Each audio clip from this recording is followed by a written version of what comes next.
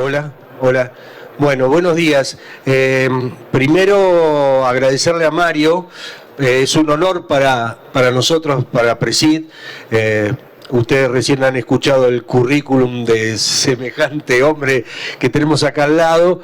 Y después de una pequeña charla, una pequeña reseña de cuentos y anécdotas de Mario, la idea nuestra es un poco hablar de lo que nos pasa con la producción y con lo que nos pasa en el interior.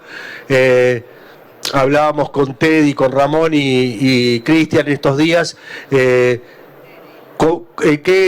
colabora la producción al desarrollo de las provincias, el desarrollo de nuestras regiones, y qué pasa con la educación, qué pasa con la infraestructura, qué pasa con cada uno de nosotros y de nuestras familias alrededor de los lugares donde nosotros producimos. Así que, Mario, te dejo a vos.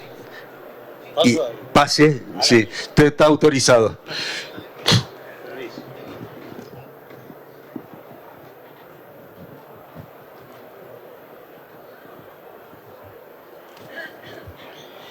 Hola, buenos días a todos. Gracias por estar. Estoy muy feliz de poder compartir este espacio con ellos que ya son amigos y por contar cosas, historias del campo. Yo les debo hacerles una advertencia. Esto es tómenlo como una especie de recreo anticipado, espero que sea así, frente a las cosas más importantes que después van a decir aquellas personas que están directamente vinculadas con la actividad agropecuaria. Por lo tanto, me pidieron a mí que, dado que conozco el país, por suerte, eso es una bendición, pudiera aportar un granito de arena para tener algunas consideraciones desde otro lugar, ¿cierto? Entonces yo me hice, como verán, un machete, primero para no perder tiempo y después porque como estoy acá en el Congreso de Turismo y tengo varias reuniones, me puse anoche a trabajar y a recordar cosas que están vinculadas con mi tarea como periodista en varios años, vinculadas a mis experiencias con la cuestión agrícola, con los pueblos, con la idiosincrasia de las ciudades. Así que yo les voy a empezar a contar esto para que vean. Primero ustedes se preguntarán, entonces, ¿qué hago yo aquí? Yo también me lo pregunto, precisamente porque no soy un entendido, pero supongamos que la idea de hablar de caminos, producción agrícola e historia es todo un desafío para mí. Vaya, si es un desafío, yo lo tomé como tal porque me permite desgranar algunas ideas acerca de mi país, nuestro país, que son cosas que hacen a mi debilidad, porque siempre me gustó conocer en profundidad la idiosincrasia de los lugares que yo visitaba, y esto me permitió en mi larga vida profesional, yendo de un lado a otro y de solo ver las cosas que ocurrían en pueblos, ciudades y en los propios campos, uno va tomando de la conciencia de lo que es la Argentina, de nuestras debilidades y de nuestras fortalezas. Voy a mezclar algunas cosas. Lo cierto es que, como muchos de ustedes, crecí en un país repleto de frases hechas, muchas de ellas vinculadas a la agricultura. Cualquiera las puede recordar, desde que somos, un país agrícola ganadero, de que hasta acá las cosas se arreglan con una buena cosecha. ¿Cuántas veces escuchamos eso? Desde que somos o fuimos, dirán, no lo sé, ustedes, quien sabe, lo saben, el granero del mundo y cosas por el estilo. ¿Qué le dimos de comer a Europa? Una Europa hambreada después de la guerra, que producimos alimentos para 400 millones de personas, que acá tirás algo en la tierra y crece, en fin, cosas como que es de pura magia, como que es milagrosa. Pero esas frases hechas, fíjense ustedes, que nunca hablan de trabajo, es como que las cosas se hacen solas, y yo soy claramente una persona que defiende el tema del del trabajo de campo y que sé que las cosas no son fáciles precisamente. Pero las frases hechas estas nacieron en los cafés seguramente, ¿no? Es muy fácil después con el diario del lunes hablar de que las cosas salen solas. La tierra es muy generosa, pero hay que trabajarla. Y a veces pienso que todo esto nos viene de las épocas en que había verdaderamente sobreabundancia, la época del centenario, 1900, en fin, cuando verdaderamente desde el campo se empezó a producir mucho y verdaderamente era un vergel y era verdaderamente una especie de granero, había, quién sabe, sobreabundancia, y a La Pampa llegaron los inmigrantes, nuestros abuelos, nuestros padres, y los trenes, y con ellos llegaron después los pueblos y el trigo, entre otros cereales, ¿cierto? Esto lo vemos ahora, que hay muchos pueblos que quedaron a la vera del camino abandonados porque la red ferroviaria decreció mucho. Pero yo recuerdo, por ejemplo, de mis viajes, Esperanza, en Santa Fe, vaya nombre, ¿no? Moisés Ville, como dicen ellos, al sur, y el sur de Córdoba y toda la provincia de Buenos Aires, digamos que sería la Pampa húmeda o la Pampa gringa, como se la llamó en su momento, ¿cierto? En los libros de principios del siglo XX se hablaba de que Argentina no tenía techo, de que era una nación, creo que en la Enciclopedia Británica, de que era la futura potencia mundial, ¿no? Se le auguraba un destino así. Y algunas veces me contaron a mí, gente que sabe, por qué son las pizzas, miren cómo voy mezclando las cosas, ¿no? Acá las pizzas de moldes y cómo son distintas de Nueva York o de las pizzas italianas. ¿Y esto por qué ocurría? Gente que sabe me dijo que los inmigrantes de aquí, al llegar, y bueno, no llegaban naturalmente porque estaban llenos de plata, para alimentar bien a sus hijos, y viendo que había mucha harina, mucho queso, mucha leche, mucho, en definitiva, había esa sobreabundancia de la que hablamos, hacían las pizzas de molde, que son más grandes y que para mí son más ricas, ¿no?, que las italianas, que las neoyorquinas, que para mí es la pizza más rica del mundo. Pero eso quedó como un resabio de todo ese tipo de cosas. Y así pasó con muchas comidas, porque yo estuve hablando con Pietro Sorba, que es una persona que sabe, y me contaba todas estas historias. Pero vean ustedes, acá es un país muy generoso que hasta en la Patagonia se cultivaba trigo.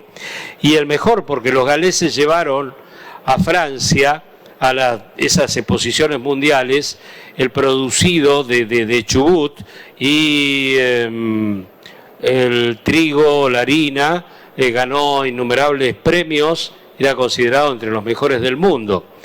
Dios sabe por qué después no siguió la producción en la provincia de Chubut, pero si ustedes se fijan bien, fíjense, el escudo de la provincia de Chubut, lo que tiene en el centro es una espiga de trigo.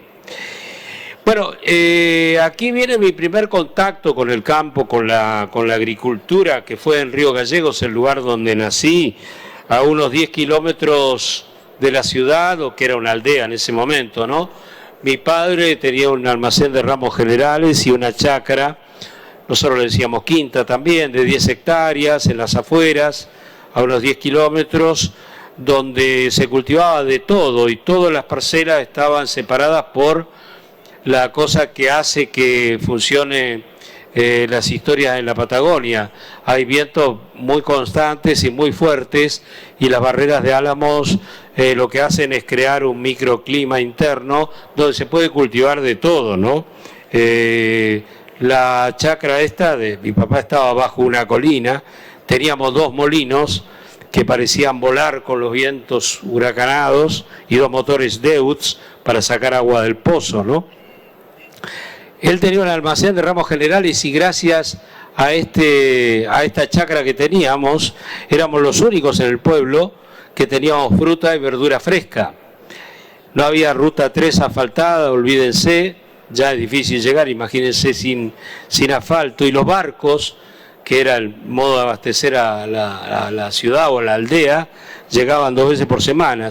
Y con mis 3 hermanos Recuerdo que éramos los encargados de recoger la fruta fina como corinto, grosella, frutilla, calafate, cerezas, y eventualmente de ahí nos daban una ganancia para nosotros para poder comprar helados. O sea que tengo los mejores recuerdos de aquel primer contacto con el campo y de aquella miniatura agrícola. Y aprendí a desviar el agua, digamos, por los surcos para las distintas plantaciones, y esa agua tan fresca era que parecíamos masticar, digamos, los minerales que contenía, ¿no?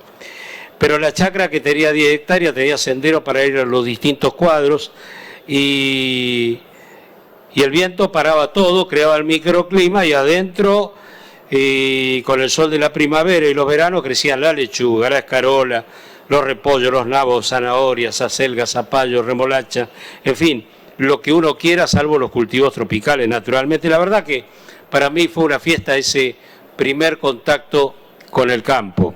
Después los años me llevaron a estudiar a Buenos Aires, y de allí a viajar por toda Latinoamérica y básicamente por el país, por todo el país. Y vean ustedes que ahí comprobé que la ciudad, esta ciudad por ejemplo, también creció con aquella fama de que el campo era importante para nosotros los argentinos. Vean el lugar donde estamos, acá estamos en La Rural, el corazón de la gran ciudad. Tenemos un pedazo, digamos, de campo que hace todos los eventos que ustedes conocen, y está afortunadamente hasta haciendo de APRESID. Nada parece más antinómico que La Rural acá en el medio de la gran ciudad, y sin embargo esos extremos, si nos animamos a hurgar un poco en la historia, campo y ciudad se tocan todo el tiempo. Fíjense ustedes, capaz que me va a decir cómo está delirando él, ¿no? Pero digo, cómo se tocan los extremos, porque la literatura que creamos, y la creó gente de ciudad, ¿cierto? El Martín Fierro, el libro Capital nuestro, ¿no? Don Segundo Sombra, Santos Vega y muchos otros que tratan temas de campo, porque así crecimos. Para el gran Jorge Luis Borges, que es nuestra figura señera, él tenía siempre presente en sus cuentos de temas argentinos el escenario fértil de la llanura infinita, ¿no es cierto? Y ahí están sus cuentos de orilleros, de duelos a cuchillo, en fin, las cosas más lindas. Bueno, salvo los cuentos fantásticos, tiene como escenario también la pampa, la llanura infinita de la Argentina. Y hasta el tango, fíjense ustedes cómo voy derivando, tiene autores notables que a mí me gusta el tango, como me gusta el jazz y la música en general. El folclore, yo soy crecido en el ámbito del folclore, de chiquito se enseñaba folclore. Folclore es cosa de campo también, ¿no? Pero en los años 60 había un boom del folclore. Así que estamos viendo cómo interrelacionamos las cosas y cómo el campo siempre está presente. Pero decía que el tango tiene autores notables que incorporan temas de la naturaleza al describir los conflictos amorosos en sus letras. Por ejemplo, Homero Expósito, que me gusta mucho a mí, escribió temas que tienen por título ya de movida, Naranjo en Flor o Yuyo Verde, por citar dos casos. Era más blanda que el agua blanda, Naranjo en Flor.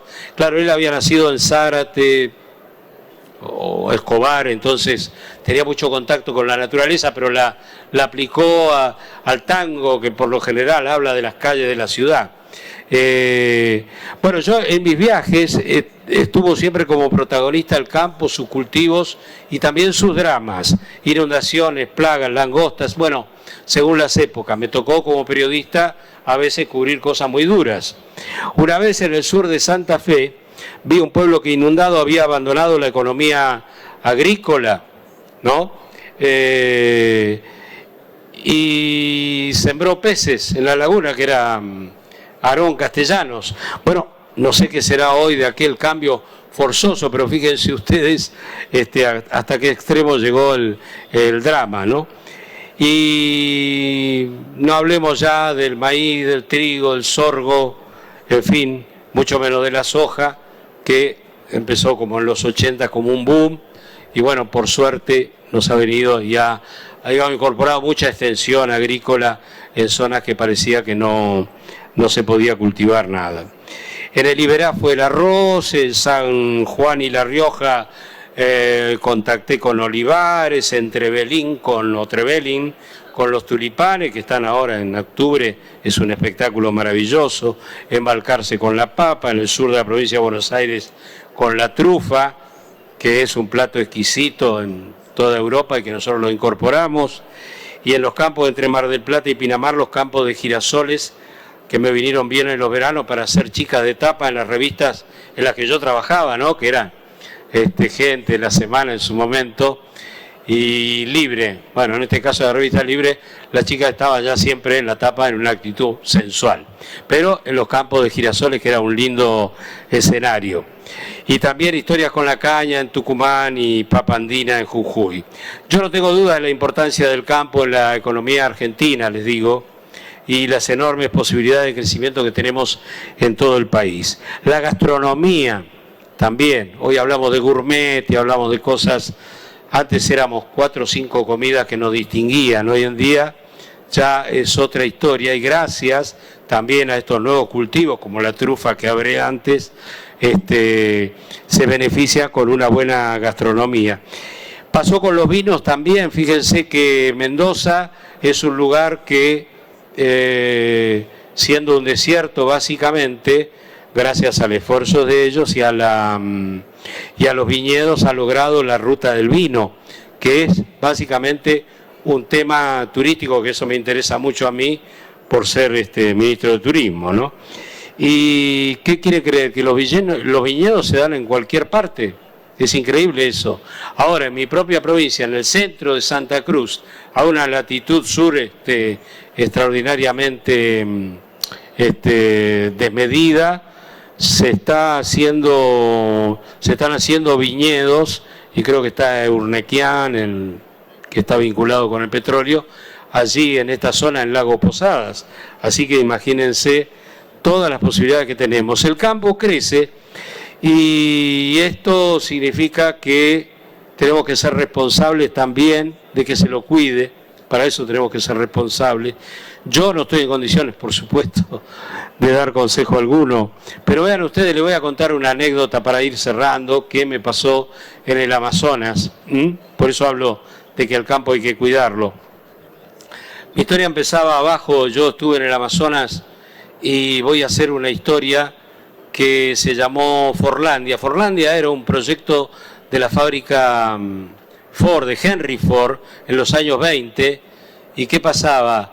Salí de Santarém, una de las ciudades, en un barco que me llevó kilómetros abajo hasta el mismo corazón del Amazonas, por el río Tapajós. ¿Y qué había hecho Henry Ford? Problema que tenía Henry Ford, que era un hombre que había inventado el Fordismo, que era la línea de producción. Entonces sacaba un auto por hora, digamos, y tenía todo el auto. Él había crecido en un ámbito de granjero, ¿cierto? Fue el hombre más poderoso del siglo XX, ¿no? Y había desafiado a todos y había triunfado. Sus autos se vendían por millones. El capitalismo llevaba su nombre. Y había nacido en una familia de origen inglés protestante y de granjeros, que también tiene que ver también con el campo, ¿no? En su casa de Michigan, lugar de granjeros, él trabajó por curiosidad en motores, tema motores, y su sueño estaba vinculado a las actividades rurales, que esto es lo que conecta una cosa con otra, ¿no? Porque las granjas y el campo formaban parte de su entorno. Él quería hacer un auto barato, resistente, económico, para vendérselo en forma masiva ¿a quiénes? A los granjeros que estaban a su alrededor. Y así nació el Forte, un modelo de 4 cilindros. Él decía que un motor no tenía que tener más ubres que las que tiene una vaca. Son historias de campo, ¿no? Pero Ford había democratizado el uso del invento más popular del naciente siglo, el siglo XX. Solo tenía un problema, necesitaba el caucho para que sus autos pudieran rodar triunfante por todo el mundo. ¿Y quién tenía el caucho? Los ingleses, para hacer las cubiertas, que lo habían, digamos, robado, tomado, prestado, no sé qué, se lo habían llevado las semillas a sus colonias en Sumatra, la India, en climas parecidos al del Amazonas, que entonces se lo vendían a precios siderales a Henry Ford. Henry Ford dijo, no, minga, yo voy a hacer todo. Entonces, ¿qué hizo? Le alquiló a Brasil, que no tenía ni idea qué extensión es el Amazonas, le alquiló, no sé, una superficie equivalente a la provincia de Tucumán en la selva para hacer construir una ciudad que fabricase el gaucho que se obtenía de los árboles. ¿Qué es esto? El árbol del caucho es la siringa, ¿cierto? Hoy los neumáticos son, claro, sintéticos, pero en ese momento era lo que había. El árbol, yo lo he visto en acción en ese viaje, crece de manera enmarañada en toda la selva, rodeado por plantas y qué sé yo, pero van la gente que recoge el látex, lo hiere con una incisión que le hace en el tronco todas las mañanas, pone un tachito ahí y el árbol empieza a gotear látex durante una hora, creo que hasta es perfecto, una hora y media, y bueno, se llevan el látex, y eso era, digamos, lo que después se transformaba en el caucho, ¿no? Entonces, él quería hacer una ciudad rodeada por un infinito jardín de siringas, que es el árbol, ya les digo, pero que estaba un árbol acá, un árbol allá, y todo en el medio de una selva muy espesa, y todo enmarañado. ¿Qué hizo él? Acostumbrado al estilo norteamericano de hacer todas las cosas como la línea de producción que hizo con los autos.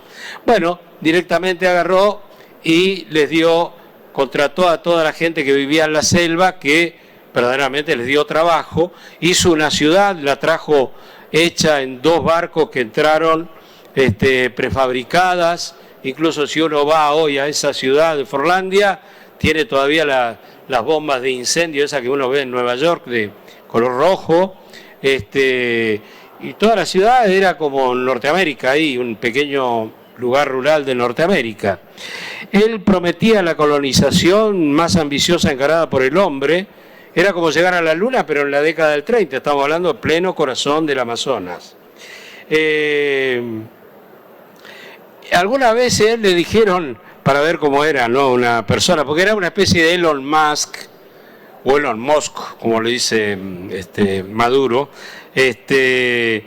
le sugirió cambiar el uniforme color negro de todos sus autos, los Ford T, porque el mercado terminaría rechazando los vehículos al asociarlos con algo luctuoso, como era de tipo carroza de cementerio, ¿no?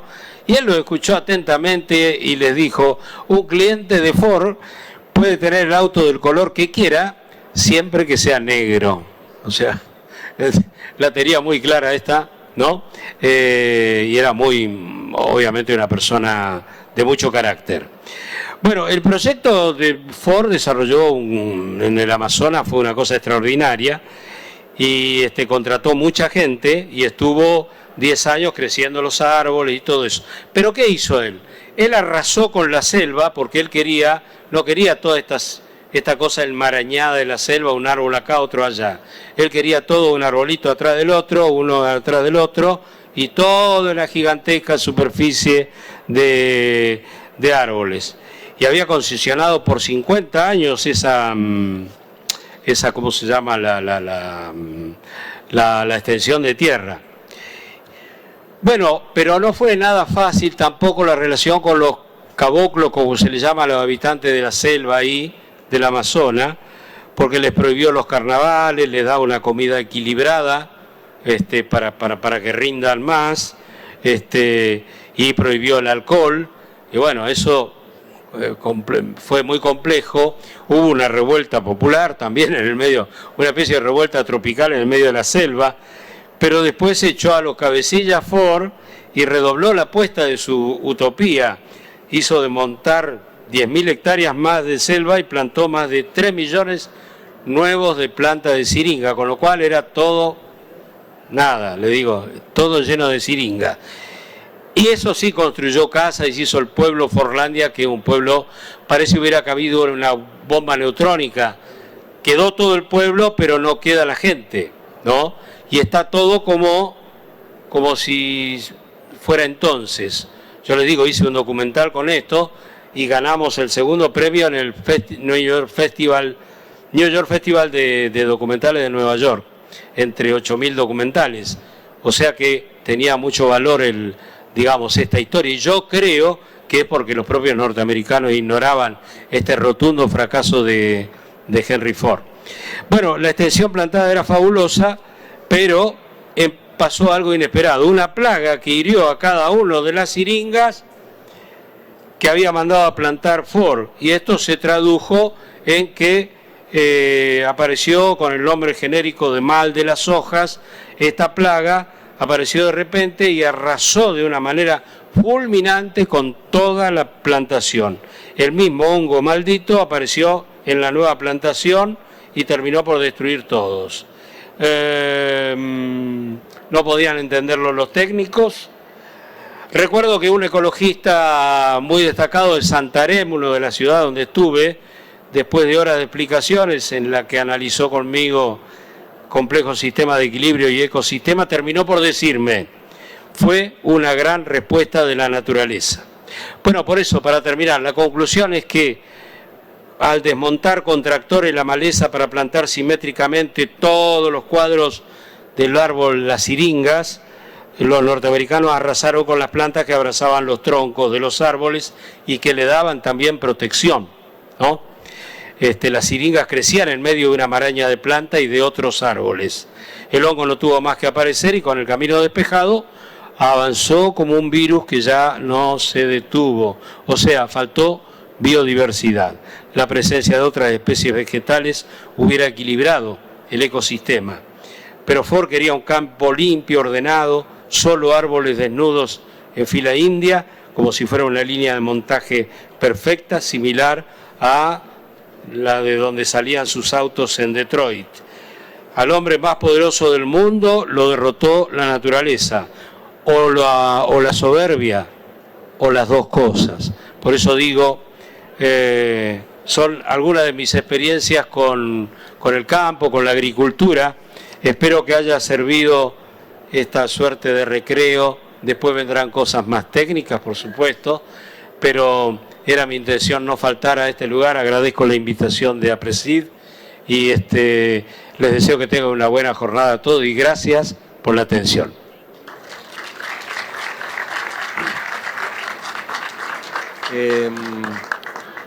Hola. Bueno, un poco la idea de lo que sigue es que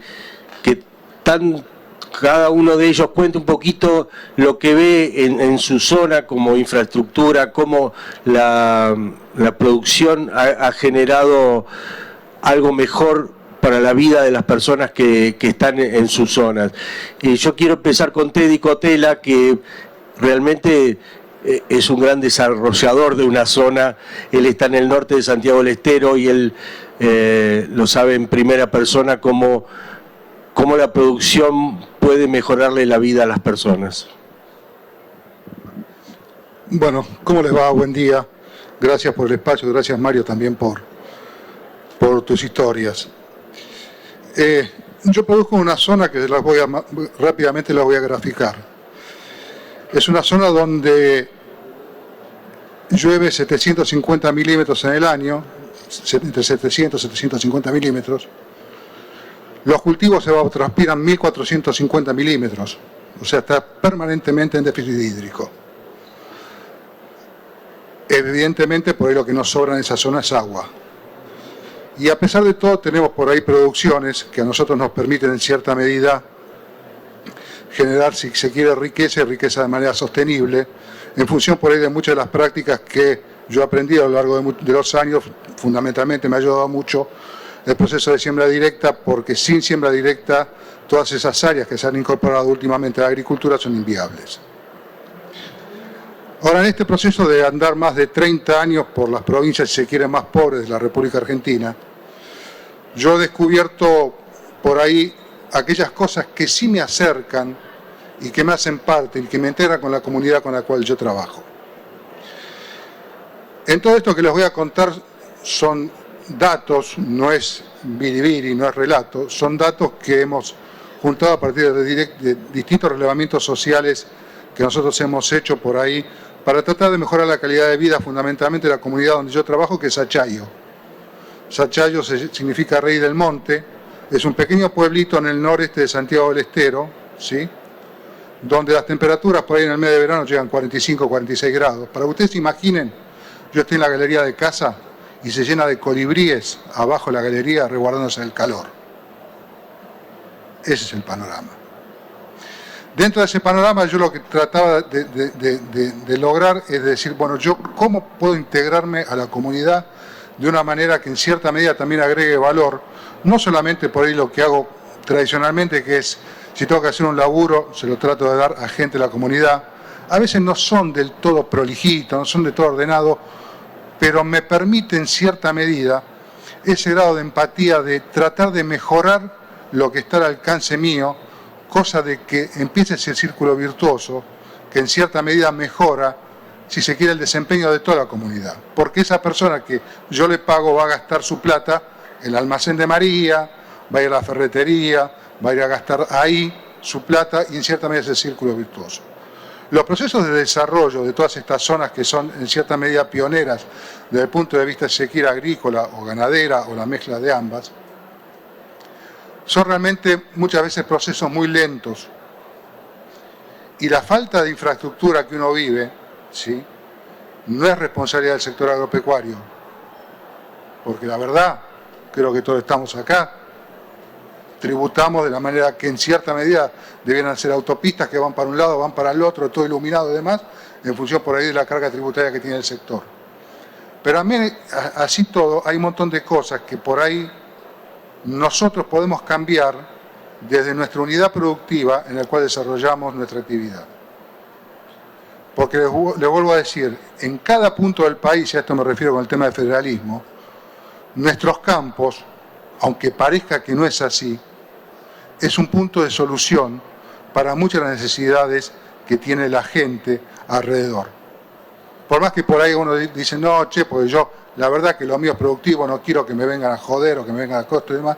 Muchas veces, y a mí me ha pasado por ahí en estos años de andar muchos años por los campos y quedarme tirado en la ruta y ir caminando a ver a la casa más cercana para que me dé una mano para cambiar una rueda, o me he quedado tirado en el medio de la noche en la cuneta, porque no he podido sacar la camioneta y veía la luz al fondo de un vecino para que me deje apolillar hasta la mañana para después a la mañana arrancar. Todo ese tipo de situaciones son puntos de solución a problemáticas que se presentan permanentemente dentro de la comunidad. Y una es el tema del agua. Yo les voy a dar simplemente una figura. El pueblo de Sachayo todavía existe la figura del aguatero. ¿Vieron cómo era el Villiquen? Por lo menos cuando ya existía el Villiquen. El aguatero. Don Belis, que tiene un carro con caballo, que lleva 2 tambores de 200 litros de agua. Uno es dulce, la otra salada. Una sirve para lavar las cosas de la cocina, los inodoros y el tema, y el otro sirve muchas veces para, en cierta medida, abastecer, si se quiere, el consumo domiciliario de las casas. Una vale, por ejemplo, 1000 mangos, la dulce, la salada vale 800. Eso existe en nuestro país. Esas situaciones existen. Pero como contrapartida les digo que el 85% de la gente que vive en el pueblito de Sachayo, que son 3.500 habitantes entre lo urbano y lo rural, ¿sí?, tiene un teléfono celular.